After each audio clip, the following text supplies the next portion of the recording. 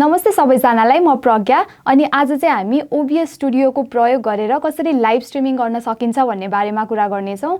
OBS भनेको चाहिँ एउटा फ्री ओपन सोर्स सफ्टवेयर हो जसलाई चाहिँ हामीले लाइभ स्ट्रिमिङ र भिडियो रेकर्डिङको लागि प्रयोग गर्न सक्छौँ। OBS युज गर्दाखेरिमा चाहिँ हामीले अलिकता प्रोफेसनल देखिने लाइभ भिडियोजहरू क्रिएट गर्न सक्छौँ। जस्तै हामीले लाइभ भिडियोमा नै इमेजेसहरू हाल्न सक्छौँ, स्लाइड सोज हाल्न सक्छौँ, टेक्स्ट हाल्न सक्छौँ वा कुनै प्री रेकर्डेड भिडियोलाई पनि एज अ लाइभ भिडियो देखाउन सक्छौँ। अब यो सबै काम कसरी गर्न सकिन्छ त भनेर देखाउनको लागि चाहिँ म यो ल्यापटपको प्रयोग गर्नेछु। अलराइट, सो सफ्टवेयर युज गर्नको लागि फर्स्टमा त डाउनलोड नै गर्नु पर्यो हैन। सो तपाईले चाहिँ आफ्नो ब्राउजर कुनै पनि ब्राउजर खोलेर obsproject.com भनेर टाइप गरेर एन्टर गर्नुभयो भने चाहिँ तपाईले OBS को अफिसियल वेबसाइटमा पुग्नुहुन्छ र यहाँ चाहिँ तपाईले देख्न सक्नुहुन्छ विन्डोज, म्याक, लिनक्स भनेर जुन छ यो चाहिँ तपाईहरुले आफ्नो जुन चाहिँ अपरेटिङ सिस्टम छ विन्डोज भए विन्डोजमा क्लिक गर्नु होला, म्याक भए म्याकमा, लिनक्स भए लिनक्समा। हाम्रो चाहिँ विन्डोज हो, त्यही भएर मैले विन्डोजमा क्लिक गरेँ। सो एउटा क्लिकमा नै इजिली यो सफ्टवेयर डाउनलोड हुन्छ। मेरोमा डाउनलोड भइसकेको छ, त्यही भएर म यो होल प्रोसेस चाहिँ देखाउँदिन है। अलराइट, सो OBS को इन्टरफेस चाहिँ यस्तो देखिन्छ। फर्स्टमा चाहिँ हामीले यो फाइलमा गएर सेटिङ्समा क्लिक गर्नुपर्ने हुन्छ। यहाँ तपाईले देख्न सक्नुहुन्छ थुप्रै अप्सन्सहरू छ। यदि तपाई चाहिँ स्ट्रिममा जानुभयो भने तपाईले यहाँ सर्भिस भन्ने एउटा अप्सनमा चाहिँ ड्रप डाउन मेन्यु देख्न सक्नुहुन्छ। यहाँ ट्विच, युट्युब, फेसबुक, रिस्ट्रिम, ट्विटरहरू जुन छ यो भनेको चाहिँ तपाईले कुन चाहिँ वेबसाइटमा चाहिँ तपाईलाई आफ्नो लाइभ स्ट्रिमिङ गर्नु छ त भनेर दिएको अप्सन हो। अहिलेको लागि चाहिँ म फेसबुकमा लाइभ स्ट्रिमिङ गरेर देखाउँछु, त्यही भएर मैले फेसबुक लाइभलाई चुज गरेँ। यहाँ तपाईले अर्को अप्सन देख्न सक्नुहुन्छ स्ट्रिम की भनेर। यो चाहिँ हामीले फेसबुकबाट ल्याएर हाल्नुपर्ने हुन्छ। यसको लागि चाहिँ म पहिला आफ्नो फेसबुकमा जान्छु। म आफ्नो प्रोफाइलमा क्लिक गर्छु र यहाँ तपाईले देख्न सक्नुहुन्छ लाइभ भिडियो भन्ने अप्सन। यसमा चाहिँ क्लिक गरे भने यहाँ तपाईले यस्तो इन्टरफेस देख्न सक्नुहुन्छ। सो अलिकता तपाई तल स्क्रोल गर्नुभयो भने चाहिँ यहाँ तपाईले युज स्ट्रिम की भन्ने एउटा अप्सन देख्न सक्नुहुन्छ। त्यहाँ क्लिक गर्नु होला र तल तपाईले यहाँ स्ट्रिम की आफ्नो देख्न सक्नुहुन्छ। सो यो कीलाई चाहिँ तपाईले सिम्पली यहाँबाट कपी गरेर आफ्नो OBS स्टुडियोमा अघि नै स्ट्रिम की भनेर त्यहाँ एउटा ब्ल्याङ्क स्पेस दिएको थियो, त्यहाँनेर तपाईले पेस्ट गर्न सक्नुहुन्छ। यति गरेपछि तपाईले अप्लाई गरेर यसमा ओकेमा क्लिक गरिदिनु होला। सो यति भएपछि चाहिँ तपाईको फेसबुक अब OBS स्टुडियोसँग कनेक्ट भइसकेको छ। अब हामीले अर्को बुझ्नुपर्ने कुरा भनेको चाहिँ सिन र सोर्सेस हो। तपाईको एउटा सिनमा चाहिँ डिफ्रेन्ट सोर्सेसहरू हुन सक्छ। अब तपाईको सोर्स भित्र चाहिँ क्यामेरा सोर्स हुन सक्यो, अडियो सोर्स हुन सक्यो, ब्राउजर हुन सक्यो, इमेजहरू हुन सक्यो, थुप्रै हुन सक्छ। सो म यो अब एउटा सिन क्रिएट गरेर देखाउँछु। यो सिन एड गर्नको लागि चाहिँ तपाईले यहाँ एउटा सानो प्लस भन्ने बटन जुन देखिराख्नु भएको छ त्यहाँ क्लिक गर्न सक्नुहुन्छ र म यो सिनको नाम दिन्छु, लेट्स से मेन क्यामेरा भनेर नाम दिन्छु र एन्टर गर्छु। अलराइट, सो यो सिन भित्र चाहिँ अब मैले सोर्सेसहरू एड गर्नुपर्ने हुन्छ। म सोर्सेसमा पनि त्यसरी नै तपाईले प्लस साइनमा क्लिक गरेर चाहिँ सोर्सेसहरू एड गर्न सक्नुहुन्छ है। सो सोर्सेसमा चाहिँ म फर्स्टमा एड गर्छु आफ्नो वेबक्यामलाई। वेबक्याम एड गर्नुको लागि चाहिँ यो भिडियो क्याप्चर डिभाइस भन्ने जुन अप्सन छ त्यहाँ तपाईले क्लिक गर्न सक्नुहुन्छ। सो म यसलाई नाम पनि वेबक्याम भनेरै दिन्छु है। सो मेरो वेबक्याम अन भयो। अब मैले ओकेमा क्लिक गरेपछि चाहिँ यहाँ अब मैले आफूलाई देख्न सक्छु। यसलाई चाहिँ तपाईले यसको साइज इन्क्रिज डिक्रिज आफ्नो लाइभ भिडियोमा कतिको देखाउन चाहनुहुन्छ त्यही अनुसारले यसको साइज मेन्टेन गर्न सक्नुहुन्छ। सो यसपछि चाहिँ म आफ्नो अडियो डिभाइसलाई पनि एड गर्छु मेन क्यामेरा सिन भित्र नै। सो अडियो डिभाइस एड गर्नको लागि चाहिँ तपाईले अडियो इनपुट क्याप्चर भन्ने एउटा अप्सन छ, त्यसमा गएर क्लिक गर्नु होला। म चाहिँ आफ्नो माइक्रोफोन युज गर्छु। अलराइट, सो ओकेमा क्लिक गरेँ भने अब मेरो अडियो पनि एड भइसकेको छ। तपाईले यहाँ एउटा देख्न सक्नुहुन्छ अडियो इनपुट क्याप्चर भनेर। सो यो बाहेक भनेको चाहिँ म अब अर्को एउटा सिन क्रिएट गर्छु जसमा चाहिँ म एउटा कुनै आफ्नो एउटा पहिला प्री रेकर्डेड एउटा कुनै भिडियोलाई चाहिँ एड गर्नेछु। सो यसको नाम पनि म प्री रेकर्डेड भिडियो भनेर दिन्छु।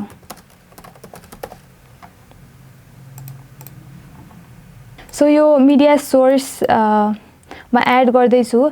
यहाँ चाहिँ म एउटा कुनै आफ्नो ल्यापटपमा भएको एउटा कुनै भिडियोलाई एड गर्छु। यहाँ हाम्रो विकली टेक अपडेटको एउटा भिडियो रहेछ, जस्ट फर लाइक डेमोको लागि म यसैलाई नै सेलेक्ट गरेँ है। अलराइट, सो हामीसँग अहिले दुईटा सिन छ, एउटा मेन क्यामेरा र एउटा प्री रेकर्डेड भिडियो। अब यो म मेन क्यामेराभित्र चाहिँ अर्को पनि सोर्सेसहरू एड गर्छु। जस्तै मलाई अब कुनै इमेज एड गर्नु छ भने चाहिँ मैले सिम्पली यहाँनिर इमेजमा गएर लेट्स चाहिँ मलाई लोगो एड गर्नु छ टेकपानाको। सो म लोगो भनेर एउटा नाम दिन्छु र यसमा चाहिँ आफ्नो हाम्रो टेकपानाको लोगोको इमेजलाई चाहिँ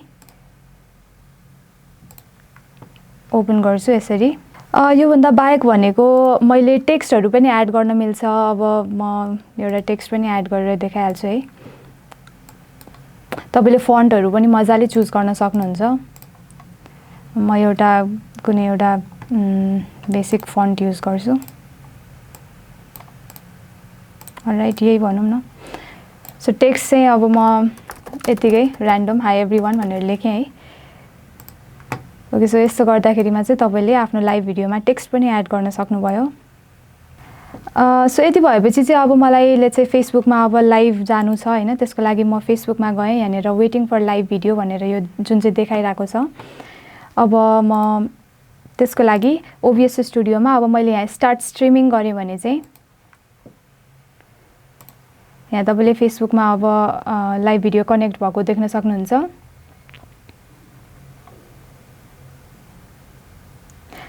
तर यति हुँदैमा हामी लाइभ चाहिँ गइसकेको छैनौँ। लाइभ जानको लागि चाहिँ हामीले यहाँ गो लाइभ भन्ने एउटा अप्सन फेसबुकले दिएको हुन्छ, त्यसमा क्लिक गरेपछि मात्र अनि मात्र हामी लाइभ जान्छौँ। सो मैले चाहिँ यसमा क्लिक गरेँ। सो ले चाहिँ अब मलाई चाहिँ अब मेरो प्री रेकर्डेड भिडियो प्ले गर्नु छ लाइभ भिडियोमा भने मैले केही पनि गर्नु पर्दैन। म सिम्पली यो सिनको प्री रेकर्डेड भिडियोमा मैले गएर क्लिक गरेँ भने अब मेरो लाइभ भिडियोमा पनि 10 सेकेन्ड पछि चाहिँ त्यो प्री रेकर्डेड भिडियो आफै बज्न सुरु हुन्छ। अलराइट, सो योभन्दा बाहेक पनि तपाईँले सोर्सेसमा हेर्नुभयो भने चाहिँ त्यहाँ तपाईँले थुप्रै अप्सन्सहरू देख्न सक्नुहुन्छ। अडियो इनपुट क्याप्चर भनेको त अब कुन इनपुट डिभाइसबाट तपाईँले अडियो क्याप्चर गर्ने भन्ने भइहाल्यो। अडियो आउटपुट क्याप्चर भनेको चाहिँ तपाईँले आफूले रेकर्ड गरेको आफै सुन्न सक्नुहुन्छ यदि अडियो आउटपुट क्याप्चर अन गर्नुभयो भने चाहिँ। त्यसै गरी तपाईँले वेब ब्राउजरबाट पनि कुनै भनौँ न युट्युबलाई नै लाइभ स्ट्रिमिङमा देखाउनु छ भने त्यो पनि गर्न मिल्छ। कलर सोर्स भनेको चाहिँ तपाईँको एक्चुअली चेक गरेर हेरिहालौँ होइन, यहाँ चाहिँ तपाईँले ब्ल्याङ्क कुनै कलर देखाउन सक्नुहुन्छ। त्यसै गरी अरू हेर्ने हो भने यहाँ तपाईँले गेम क्याप्चर भनेर अप्सन देख्नुहुन्छ। यसमा चाहिँ तपाईँको गेम स्ट्रिमिङहरू गर्नु छ भने ओबिएसले तपाईँलाई यो अप्सन पनि दिएको छ। इमेज मैले अघि देखाइहालेँ होइन कसरी अपलोड गर्न सकिन्छ भनेर। त्यसै गरी मिडिया सोर्स पनि मैले अघि युज गरेर देखाएँ। टेक्स्टहरू हाल्न मिल्यो, भिएलसीबाट डिरेक्ट भिडियोहरू हाल्न मिल्यो। आफ्नो क्यामेरा तपाईँले आफ्नो डिएसएलआरबाट पनि कनेक्ट गरेर यहाँबाट सिधै वेबक्यामको सट्टा डिएसएलआर वा कुनै क्यामेरा पनि प्रयोग गर्न सक्नुहुन्छ। विन्डो क्याप्चर भनेको तपाईँले आफ्नो विन्डोमा चाहिँ स्क्रिन रेकर्ड गरेर त्यो पनि लाइभ स्ट्रिममा देखाउन सक्नुहुन्छ। यसै गरी तपाईँले यता राइट साइडमा हेर्ने हो भने त्यहाँ तपाईँले कन्ट्रोल्सको अन्डर थुप्रै अप्सन्सहरू देख्न सक्नुहुन्छ। यहाँ एउटा स्टार्ट रेकर्डिङ भन्ने अप्सन छ। यो अप्सन चाहिँ तपाईँले एक्टिभेट गर्नुभयो भने तपाईँको यो स्क्रिनमा जे देखिरहेको छ त्यो सबै रेकर्ड हुन्छ। अहिले चाहिँ सिन्स म लाइभ स्ट्रिमिङ गरिरहेको छु, मेरो यो लाइभ स्ट्रिम चाहिँ रेकर्ड भइराखेको छ। अब यो रेकर्ड कहाँ गएर बस्छ त भनेर हेर्नको लागि चाहिँ हामी सेटिङ्समा जानुपर्ने हुन्छ र यहाँ सेटिङ्सभित्र तपाईँले आउटपुट भन्ने अप्सन देख्नुहुन्छ। यहाँ रेकर्डिङको अन्डर चाहिँ यहाँ रेकर्डिङ पाथ दिएको छ। सो यो रेकर्डिङ पाथ भनेको चाहिँ अब यो मेरो रेकर्ड भइरहेको भिडियो चाहिँ कहाँ गएर बस्छ त भन्ने हो होइन। त्यसै गरी यहाँनिर तपाईँले रेकर्डिङको फर्मेट पनि चेन्ज गर्न सक्नुहुन्छ। MP4 फर्मेटमा रेकर्ड गर्ने कि वा AVI फर्मेटमा सेभ गर्ने कि होइन, तपाईँले त्यो आफ्नो अनुसार चाहिँ चेन्ज गर्न सक्नुहुन्छ। त्यसै गरी तपाईँले रेकर्डिङमा तपाईँको लाइभ स्ट्रिमिङ मात्र होइन अरू पनि थुप्रै कुराहरू चाहिँ रेकर्ड गर्न सक्नुहुन्छ है। जस्तै अब मलाई आफ्नो ब्राउजरले चाहिँ युट्युबको कुनै एउटा ब्राउजरको केही रेकर्ड गर्नु छ भने मैले सोर्सेसमा गएर ब्राउजर भनेर अप्सन क्लिक गर्न सक्छु। अनि यहाँ चाहिँ मैले URL को लिङ्क हाल्नुपर्छ। ले चाहिँ म कुनै एउटा युट्युब भिडियो राइट सो यो युट्युब भिडियोलाई चाहिँ मलाई रेकर्ड गर्नु छ भने म यसको युआरएललाई कपी गर्छु र ओबिएस स्टुडियोमा आएर यहाँ युआरएलको साइडमा चाहिँ पेस्ट गरिदिन्छु है। सो यति भएपछि चाहिँ मेरो त्यो युट्युबको होल स्क्रिनै क्याप्चर भएको छ। यहाँ अब चाहिँ यहाँ पनि लाइभ भिडियोमा पनि देख्न सक्नुभयो होइन।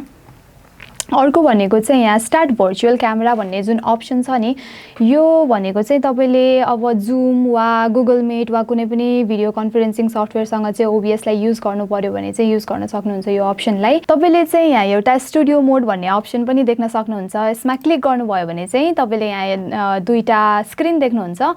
यो राइट साइडको स्क्रिन भनेको चाहिँ तपाईँको लाइभ स्ट्रिममा जस्तो सिन गइरहेको छ त्यस्तै नै हो। यहाँ जे देखिन्छ त्यो चाहिँ हाम्रो लाइभमा गइरहेको छ भने यो हाम्रो लेफ्ट साइडको भनेको चाहिँ हामीलाई एडिट गर्नलाई दिएको स्क्रिन हो। जस्तै अब मलाई अघिको हाम्रो ब्राउजरको रेकर्डिङ चाहिँ इन्भिजिबल गराउनु छ भने मैले फर्स्टमा यहाँ आई बटनमा क्लिक गर्छु। सो यहाँ इन्भिजिबल भयो, तर हाम्रो लाइभमा भने यो ब्राउजरको रेकर्डिङ चाहिँ अझै गइ नै रहेको छ। जबसम्म हामीले चाहिँ यो बटनलाई स्क्रोल गर्दैनौँ तबसम्म चाहिँ यस हाम्रो लाइभ भिडियोमा केही चेन्जेस आउँदैन। सो हामीले चाहिँ लाइभ जाँदा जाँदै केही एडिट गर्नु पर्यो भने चाहिँ स्टुडियो मोडको प्रयोग गर्न सक्छौँ। अलराइट सो यति नै हो ओबिएसको बेसिक्स त। आज चाहिँ मैले ओबिएस युज गरेर कसरी फेसबुकमा लाइभ स्ट्रिमिङ गर्ने भनेर देखाएँ। यसरी नै तपाईँले चाहिँ युट्युब लगायत अरू सोसियल मिडिया प्लेटफर्महरूमा पनि स्ट्रिमिङको लागि ओबिएसको प्रयोग गर्न सक्नुहुन्छ।